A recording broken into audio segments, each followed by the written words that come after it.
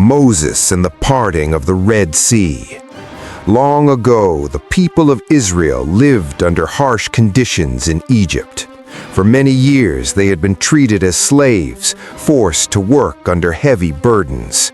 But God had a plan to set them free. He chose a man named Moses to lead them out of Egypt and toward a new future. Through courage and obedience, Moses stood before Pharaoh and demanded freedom for his people. After many struggles, Pharaoh finally allowed the Israelites to leave. Thousands of people began their journey, following Moses into the unknown. It was a moment filled with hope as they stepped away from slavery and toward freedom. But that hope was soon tested. Pharaoh quickly changed his mind. He gathered his army, including chariots and soldiers, and began chasing after the Israelites. His goal was to bring them back and regain control. The sound of horses and wheels echoed in the distance as the army drew closer. Soon the Israelites found themselves trapped. In front of them was the vast Red Sea, stretching as far as the eye could see. Behind them was Pharaoh's powerful army, closing in quickly. There was no clear path forward and no way to escape. Fear spread among the people. They began to panic and question their journey. It seemed like they had been led into an impossible situation. But Moses stood before them, calm and steady, ready to show them that even in the most difficult moments, a way could still be made. The miracle. As the people cried out in fear, Moses spoke to them with confidence. He told them not to be afraid, but to stand firm and trust that they would be delivered. His words were not based on what he could see, but on his faith in God.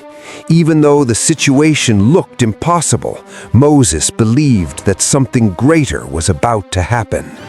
God then gave Moses a command. He told him to stretch out his staff over the sea. It was a simple action, but one that required complete trust.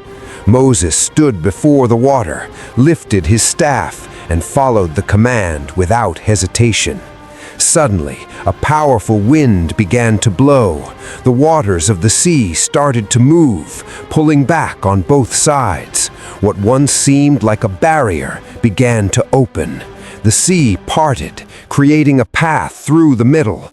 Walls of water stood on each side, and dry ground appeared beneath. The Israelites looked in amazement. What had seemed impossible was now right in front of them. One by one, they began to walk through the sea. Families, children, and elders moved forward, crossing safely on dry ground. It was a moment of faith as they stepped into a path that did not exist before. Behind them, Pharaoh's army continued to chase.